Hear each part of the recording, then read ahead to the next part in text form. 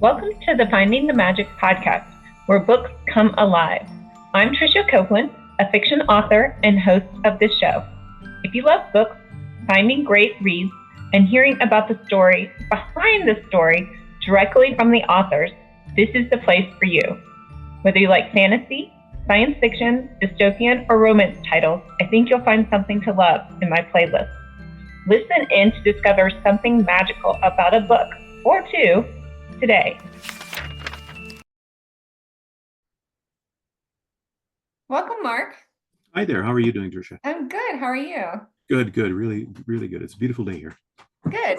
We have today Mark Morton. He is author of the Headmasters, right? Yep. YA dystopian book, and he's going to tell us all about his book, his world, his characters, all the fun stuff we need to know. You want to jump in? Sure. Yeah. I'm happy to talk about the book. In a way, what I think is even more interesting in the book are some of the ideas under it that I explore in the book. Like, it's not like the book is an allegory or, an essay or something like that. It's fiction, and it's a fast-paced, character-driven novel. But what really interests me are big ideas like memory and culture and human identity and things like that. What our responsibilities are as humans toward one another, things like that. So those are the kinds of things that the characters have to confront in the novel. Give you one example, which will require me to sort of lay out a bit of the plot. So about 60 years before the novel begins, there was some sort of global catastrophe that resulted in apparently everybody on Earth not losing their ability to speak, but jumbling up the vocabularies so nobody could understand anyone anymore, except for within this one small community where the disaster actually originated. About 200 people there, they can still speak to each other, but what happened to them, maybe even worse, is all of a sudden these creatures appear that attach themselves to their backs. Those are the headmasters.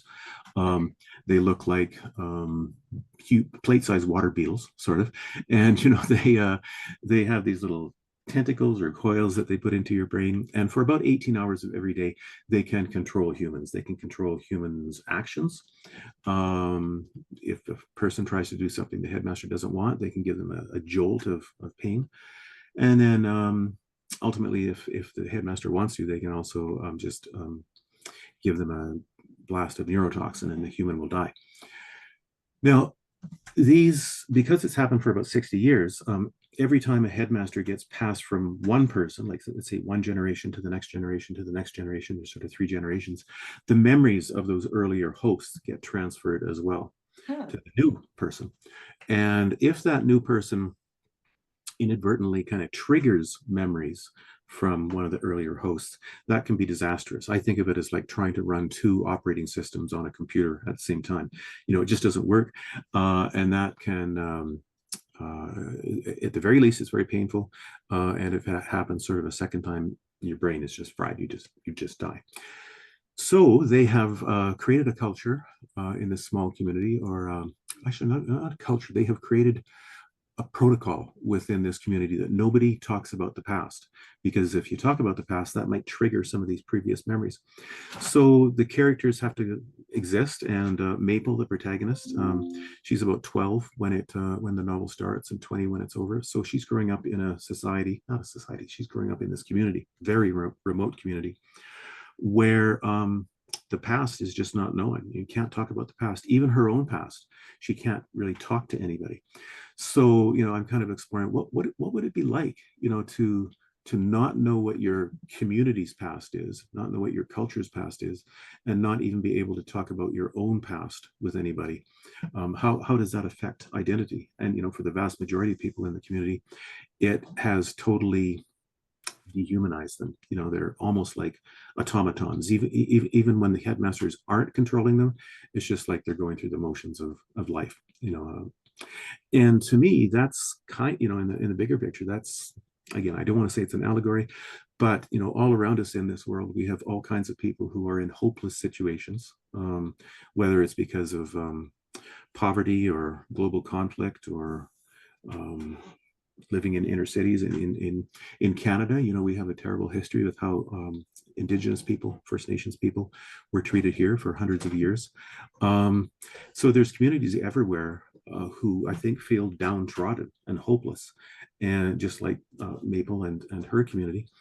So what I wanted to do was write a novel that explored that kind of thing, and also try to find a way in which hope could be resurrected, because I think it's only out of hope that we can find action.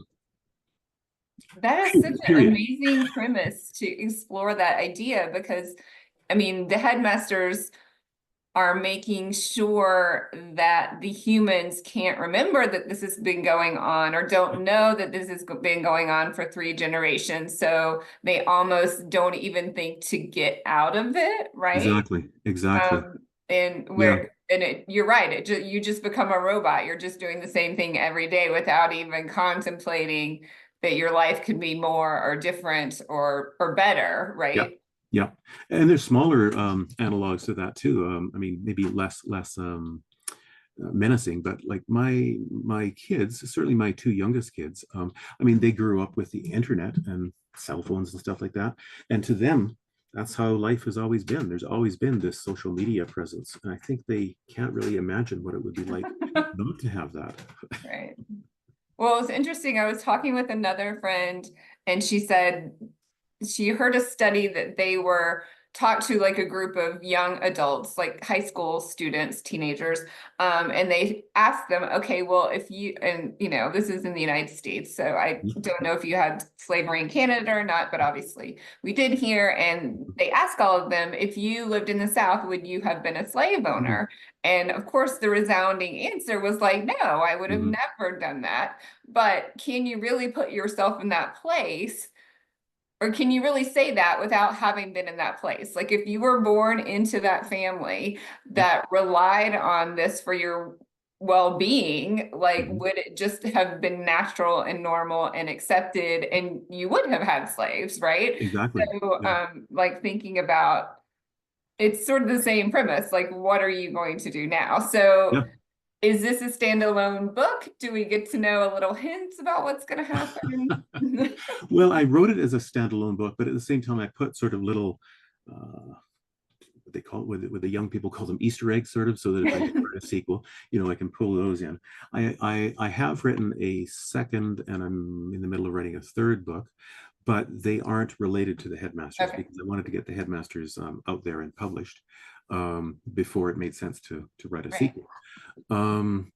But I think maybe I'll go back to it, because I really like the characters that I created. Maple, I think, is this very persistent, spunky young woman, and she's one of the, you know, in response to what you were saying, it's so hard for the vast majority of us to kind of transcend the culture and the assumptions that we grow up in. So yeah, absolutely. The vast majority of us, if we lived in those times, would become slave owners, or white people, you know, people of privilege would do that. Or I would have become a Nazi, no doubt, in 1930s Germany. I mean, that's the people there, genetically speaking, are no worse or better than I am. You know, it's of course, you know, the environment that you have. So yeah, I really enjoy that aspect of Maple, that she is able to have that kind of transcendence over her assumptions and to see a better world. And the other characters too, there's a character of Thorn that I like very much. He's sort of he's a very can-do, practically minded person. He's got a sort of secret that I won't get into here that makes him kind of special. And then there's another character named Eccles, who I really like, because his story is that he actually grew up in a mine in northern Ontario in Canada.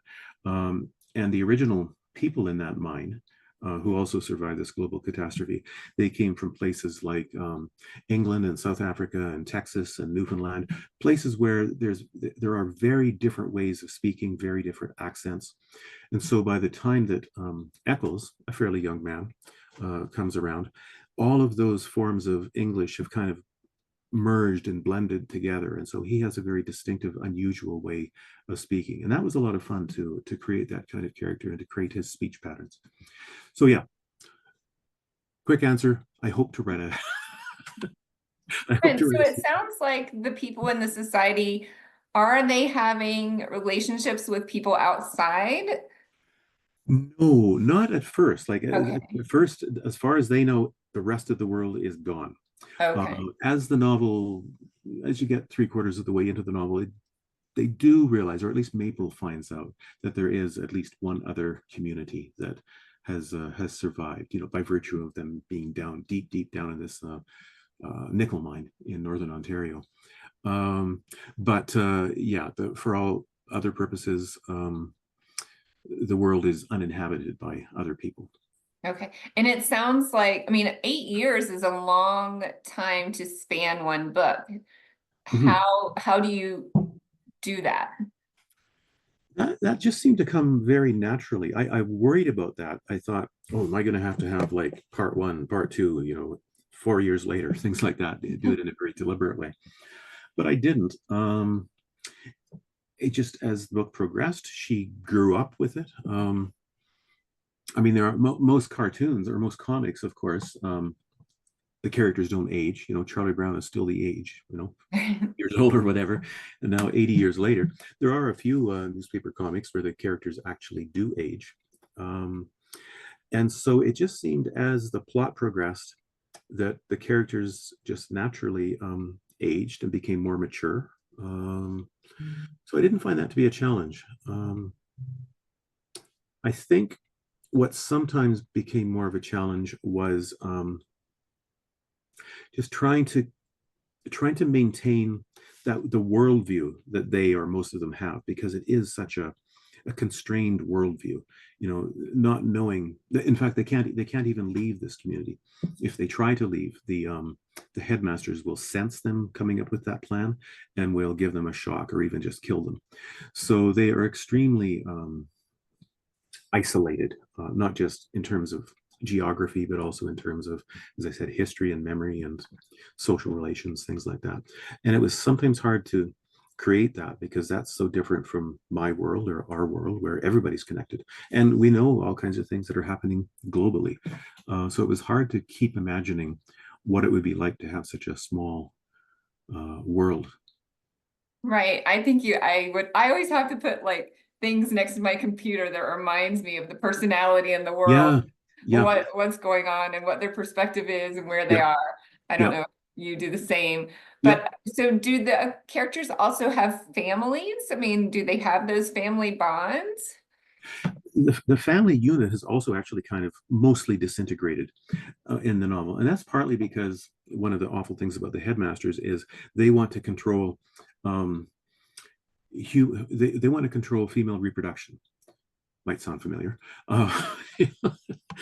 And so instead of allowing women or partners to conceive when they want to, they control that, because they don't want to have too many humans. They want to just have a few extra humans to replace the ones that die, so the headmasters can go on those new people. And see, how did I get onto this? What was your original question there? If they had family units or Oh they yeah, had yeah. family So bonds. Maple has her grandfather, to whom she is very, very close, but pretty much everybody else, they don't know who their fathers are, Because because they don't remember the past, right? partly that, but they're also not allowed to know, because the headmasters, when they need a new human to be born, they will just choose a male at random to send into a female, who is known as the breeder, and that's all she does for 8 or 10 years. Okay. So yeah, the family unit is not very strong. Well, it's not strong at all, except for pretty much between Maple and her grandfather. Right. Yeah. And what made you choose this female character? What was that thought process like? Well, we've got 4 kids, and we adopted all 4 of them when they were older, like sort of, we adopted them in 2 siblings and then 2 siblings later. They were all about 8 or 9 when we adopted them. And they have taught me a lot about resilience, because they have overcome so much. I mean, any time a child gets, well, in Canada, they use the frame, become crown wards. They're taken by the state, in other words, because of what their birth families are able or not able to do. And so our kids have been incredibly resilient. And our youngest daughter, Rook, she is sort of the model of Maple because she is a real firecracker, very stubborn, very persistent. And yeah, so she kind of inspired the character of Maple. I don't know if we hadn't adopted them. Well, I can't imagine what our lives would be like if we hadn't adopted them, But if I can't imagine what the character would have been like without having that sort of model in front of me every day of Rook. Right. Yeah. That sounds really neat. So you said you're working on 2 other books. Are these dystopian YA as well, or are you genre hopping? Not that that's a bad thing at all, because I do it. Yeah. Well, the second one, and I think of them as what's the genre? Upmarket, which I guess refers to fiction novels that are, they're working with the conventions of a particular genre, but they also kind of have literary sensibilities.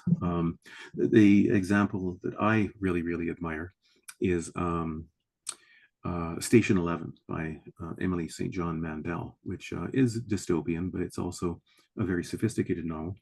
So my second book is also dystopian, but it doesn't take place in this world. It's more brutal, so I wouldn't say it's a YA novel.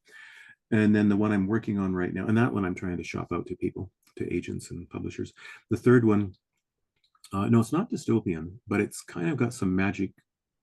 I'm calling it in my head historical magic realism, because for one thing, one of the main characters is a golem, from Eastern European folklore, and it takes place sort of just before and during and after the First World War in France, and also in Winnipeg, in the heart of Canada.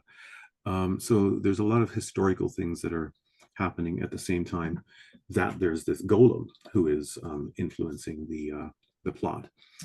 So yeah, that's what those ones are about right now. Neat. I don't know what's going on with my video, but no, I can hear you. So Yeah, hopefully no you problem. can hear me too. Yeah, absolutely. Yeah, now I'm on a different camera, but that's okay. We're still here. Yeah. Well, those sound really interesting. So I think you said, well, tell me about your background, because were you an author? You just recently started writing again, correct? Yeah. The Headmasters was published this February. And before I got married, I had written 4 nonfiction books, and they all did really well. I mean, one of them, Covered Love, was nominated for an International Julia Child Award. It's about the origins and histories of food words. They're all interested in either language or language and culture, language and food. Another one of them, called Cooking with Shakespeare, is about food in 16th century England. Food culture. Mm-hmm.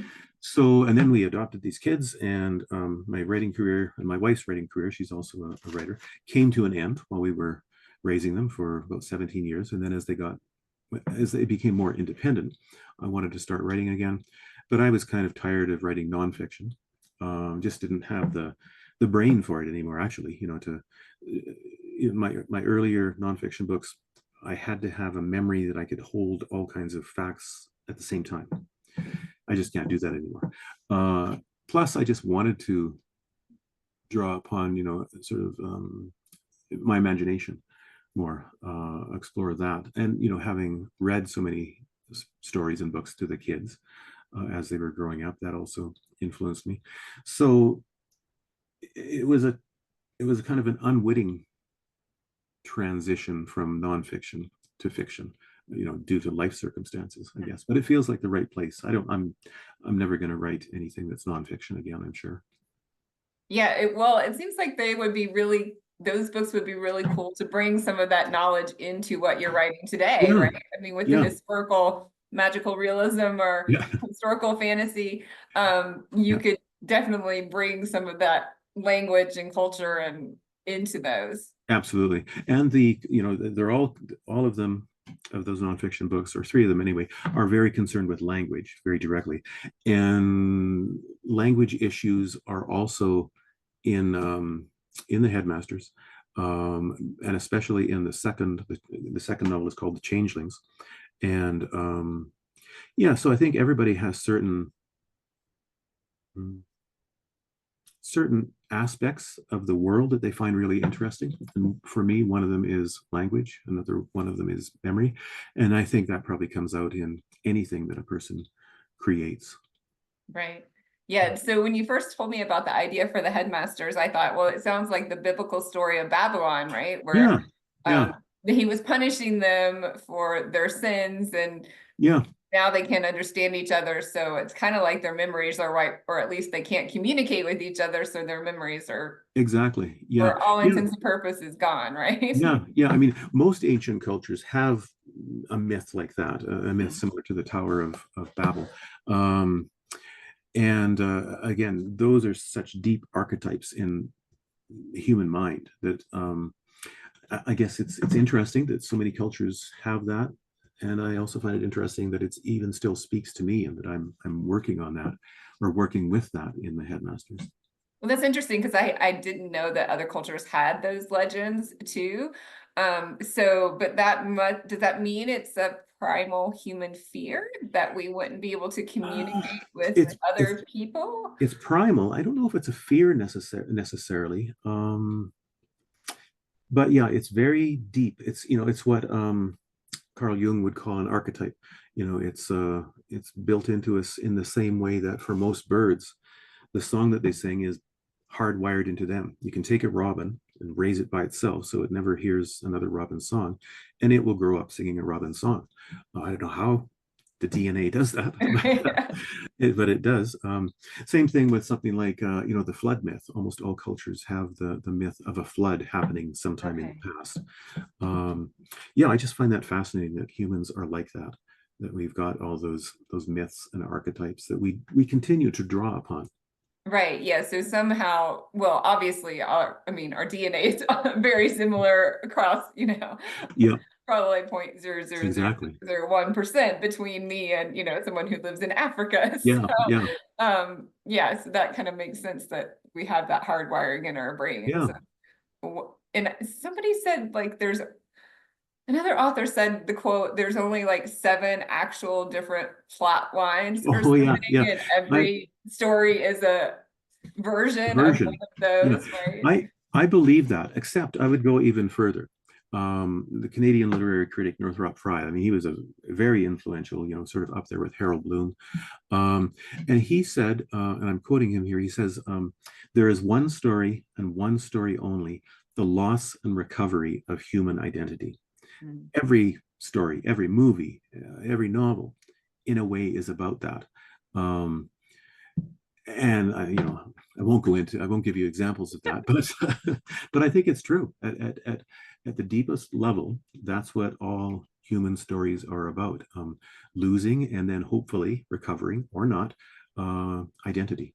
Or maybe changing your identity. Or changing identity, finding one's true identity. Yeah, right. Exactly. So yeah, my brain just went to, okay, yes, all my books may be about that. Yeah. Well, something like, let's say The Wizard of Oz is a classic example. There's Dorothy. She's not really sure of herself at the beginning. She's putting so much of herself into the dog.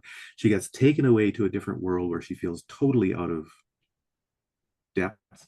And what happens at the end? Well, she discovers that she always had the power to return home within her, or on her, in her shoes, I guess. Yeah, so that's a pretty clear, pretty explicit example of that notion of Northrop Frye. Right, and she does want to return home, which at the beginning she kind of wanted to be anywhere else, I think. Exactly. Right. Yeah. Fun. Yeah. So when you're reading, what books do you read? Well, I do like dystopian stuff. So I mentioned Station 11 and Margaret Atwood, another Canadian. I always have to bring attention to fellow Canadians. Emily St. John Mandel, the author of Station 11, is also Canadian. But I like Margaret Atwood's dystopian, Oryx and Crake and The Handmaid's Tale, things like that. My absolute favorite author right now, and for a long time, has been Cormac McCarthy, who is not Canadian. Yeah, I think I was trying to remember the name of his book. It's called The Road, right? The Road is dystopian. And right. Yes. So that's I love that book. Yeah. And it was made into a movie with what's his name? That I think he's a Norwegian actor. Very good movie, amazing book. And what he does with language in that book, again, it's such, the two main characters are in such a, um, it's almost like the world has been burnt away, and so the language that is used is so spare, and how he maintains that, it's astonishing. And then his other books, the, what do they call it, the trilogy, they all take place sort of, down in Texas, Mexico border. Blood Meridian is one of them. Blood Meridian, I think, is the greatest novel ever written, maybe with the exception of Moby Dick. And I don't know how he did it. I mean, it's a very challenging book, and I've read it many times, and there are still passages I read them and they're beautiful, but then I say to myself, what the hell does that mean? I can feel its meaning, right? But grammatically, how that sentence is working, I don't know. So it's a shame that he died not many months ago. I mean, he lived a long life, wrote a lot, but just such a huge talent in terms of the literary world.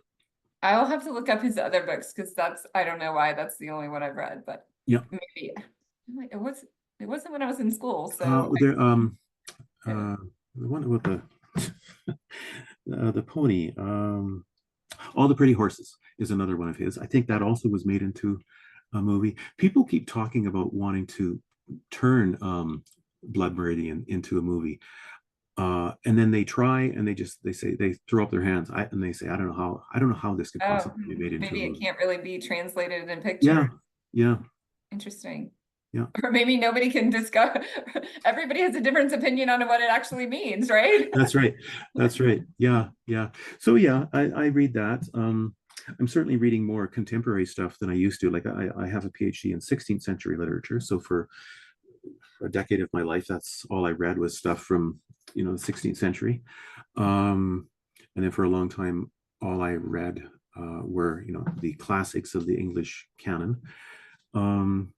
But more recently, I've started to read people that are either still living or were recently living. Fun.